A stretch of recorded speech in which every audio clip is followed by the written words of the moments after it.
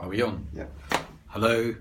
My inner DJs, I should say, my name's Kenny Mamarella-D'Cruz.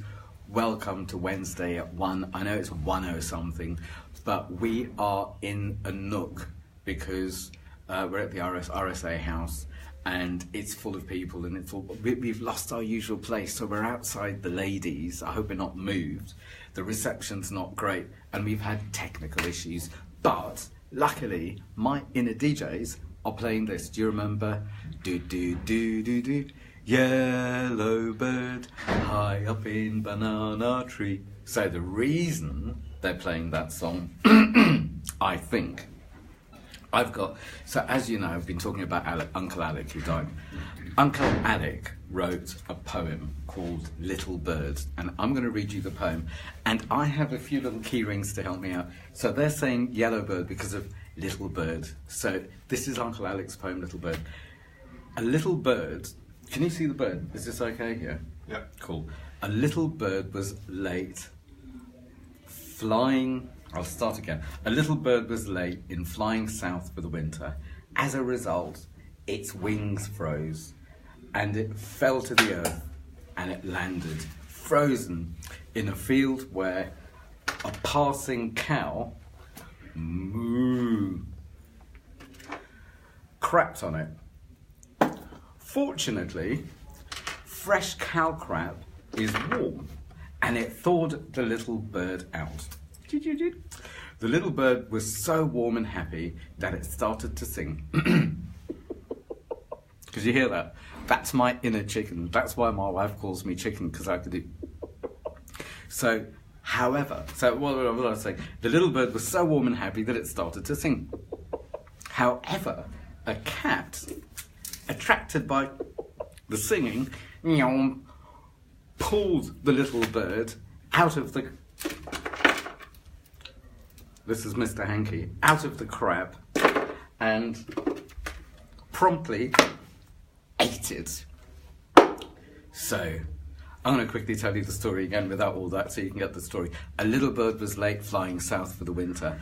As a result, its wings froze and it fell to the earth and it landed frozen in a field where a passing cow, you met the cow, crapped on it, Mr. Hanky. Fortunately, fresh cow crap is warm, and it thawed out the little bird. It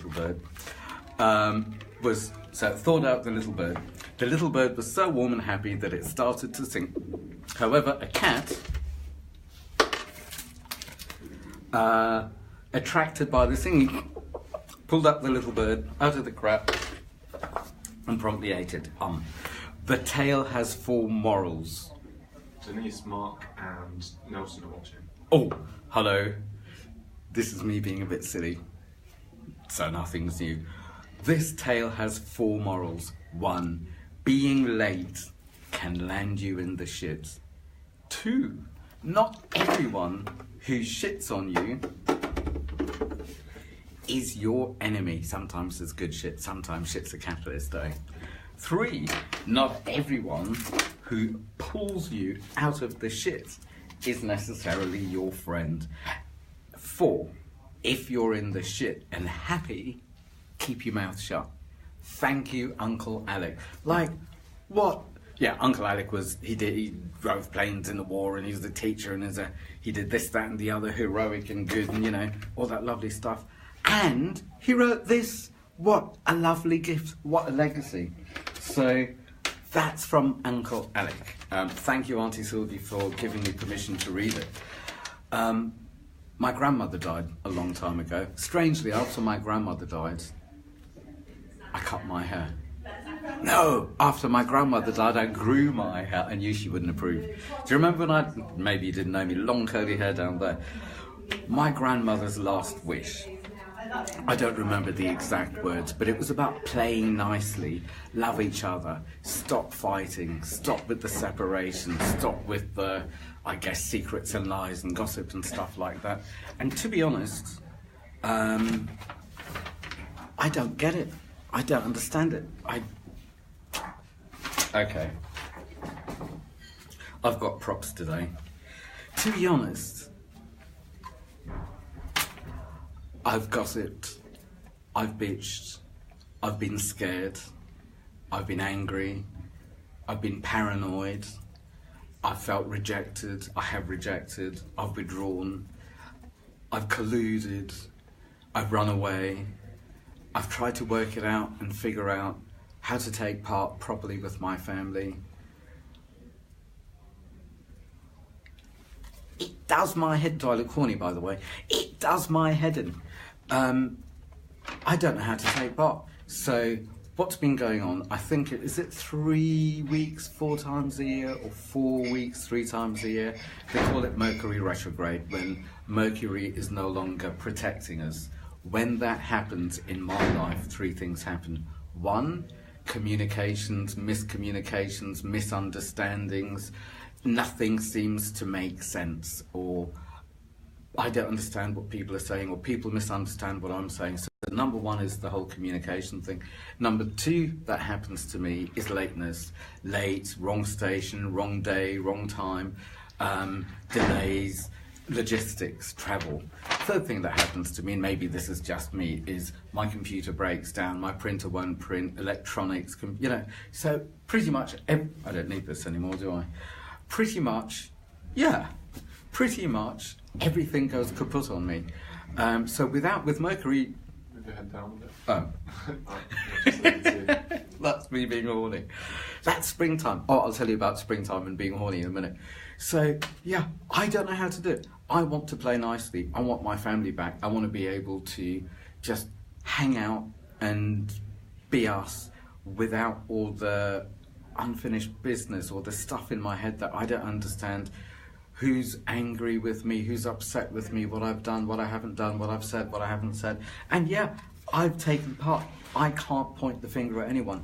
So with Mercury retrograde around for another week, I need to sit on this. And I don't think it helped with Uncle Alec's funeral that it was during Mercury retrograde, because I know that I was upset, I was anxious, I was really concerned about other people and how they are and how they're coping and how upset they are and what to say and what to do. And I guess I got pussyfooting, and it's not the time to play. I guess there was some shock. There were all sorts of emotions. So yeah, there were misunderstandings, and I don't know, maybe it's just my head that's messy. So I'm going to wait until Mercury retrograde's gone, and I don't know who I'm going to communicate with, and I don't know what I'm going to say. So please, whoever in my family's listening, help me out and tell me how to do this better. And I know that I am so part of the problem, and I cannot point the finger. So yeah, I need to communicate and do what my grandmother said, and love rather than fear. Horny. So wait a minute, family secrets. I've got a little list. How's that? Family secrets and lies.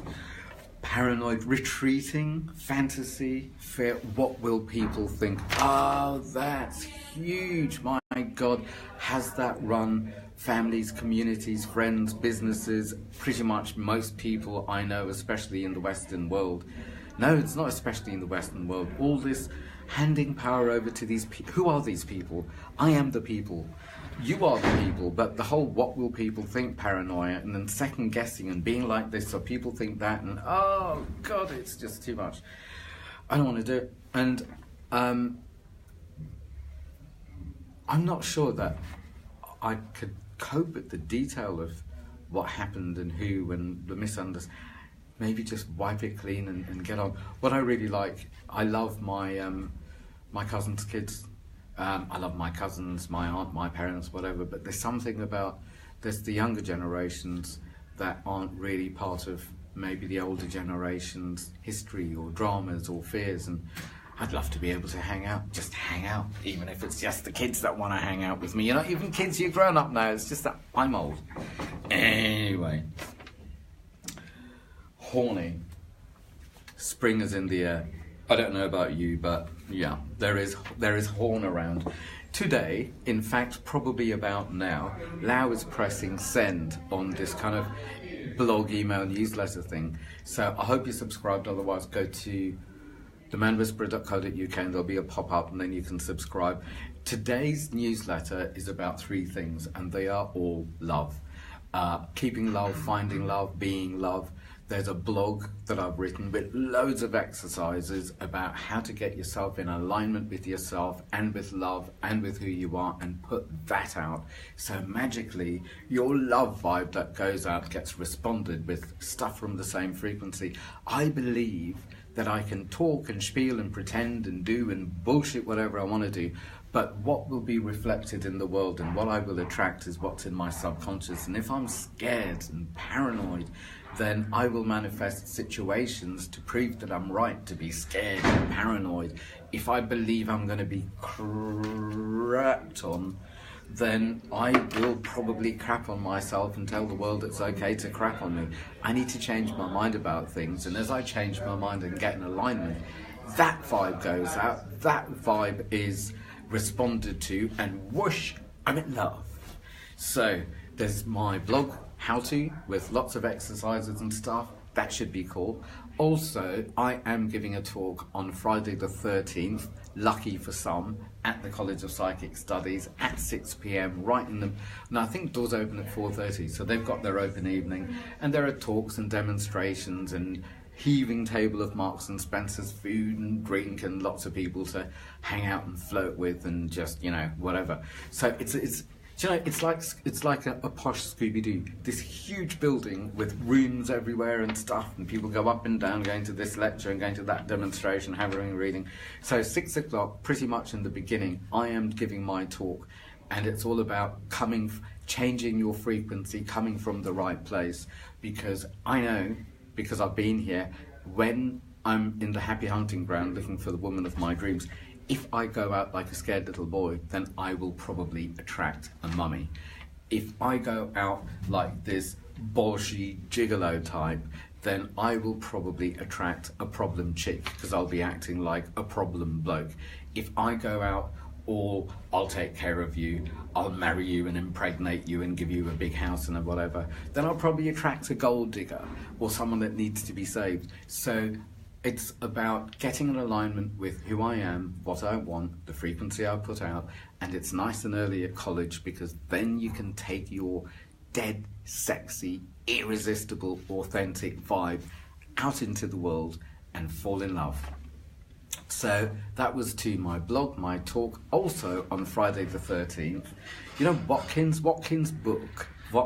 Books is a pillar of the community with esoteric stuff, self-awareness, all of that. I remember in the 80s, I think it was the mid-80s, when going into Watkins bookshops, not that I've ever done it, was like going into a pawn shop or a sex shop or something. It's like you don't want people to see, or to see a prostitute, I guess. You don't want people to see you go into this dodgy place.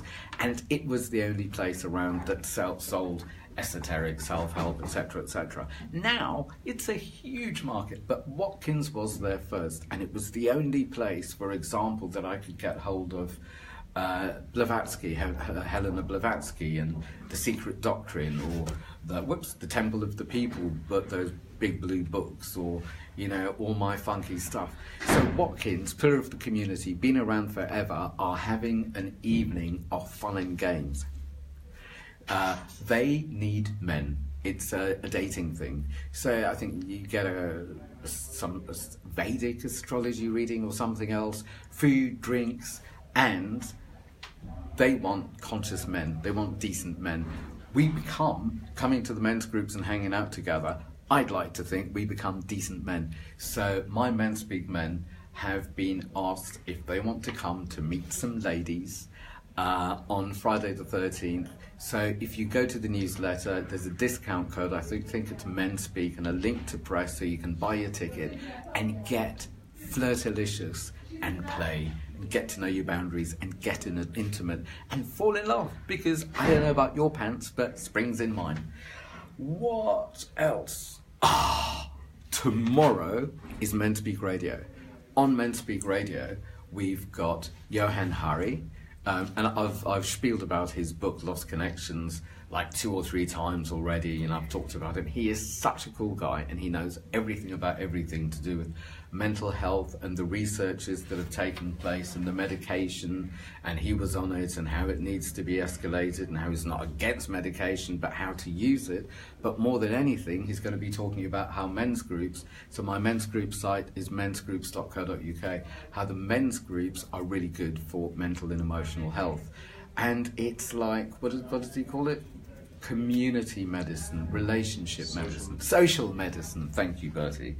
So Johan's on the show tomorrow. I think he's on between 2 and 3, and Neil's going to be there talking about his stuff and taking care of the music. Then Neil and I are on between 3 and 4, and we'll stick it in the newsletter. So I have a big star who I totally respect with his work, and I'm bimbling thinking, oh my god, I hope it goes right. What if I don't know what he's talking about? What if something goes wrong? What if? And again, it's like that second guessing coming from fear rather than love, and it's like, what will people think? Anyway, enough about my marbles. Other happenings. Okay, what to tell you. Men's groups. We're going to be doing the dancing, there's stuff going on. We'll send you a newsletter. I can't be asked to tell you about that because I am overwhelmed. I have to apologise because I'm behind on my emails. I think I said last time, my first ever email address was notintoemails@yahoo.co.uk. Soon, I will be going on holiday. I think it's on the 22nd until the end of the month. Soon after that, I will have a lot more help. I will be a lot more efficient. I will be a lot more available. I am so sorry that people are waiting to book private sessions with me, and I haven't even responded to the email to do my diary to get the slots because I'm overwhelmed. I'm busy. And you know, I was hanging out with Noel Janice Norton from, it used to be called the New Learning Centre, Calmer, Easier, Happier Parenting. She's written loads of books and stuff. It's where I learnt my parenting. I was hanging out with Noel yesterday, and I was saying, it's chaos.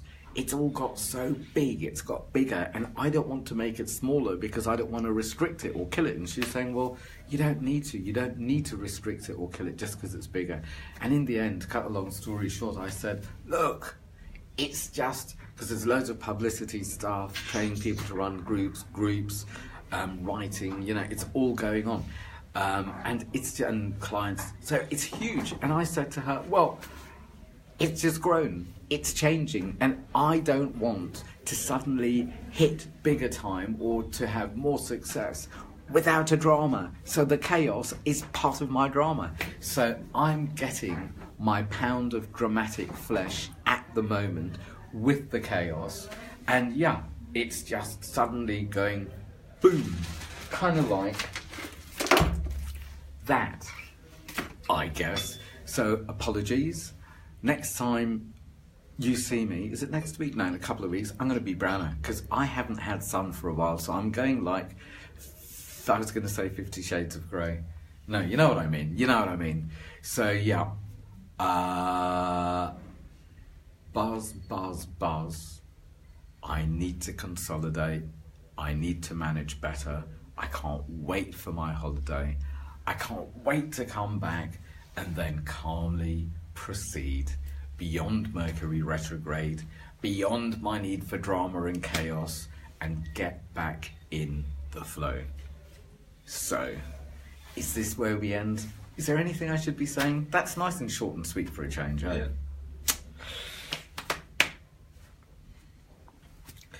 I must have a confession, something embarrassing that I should tell you. How have I been a devil? Bless me, Facebook, for I have sinned. Last night, when I was doing my newsletter, when I was finishing off, this isn't me being horny or devilish. I'm not one to point the finger, as you know.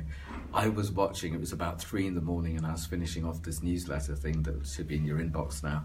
Mark Zuckerberg being interviewed on Facebook by all the senators. How interesting.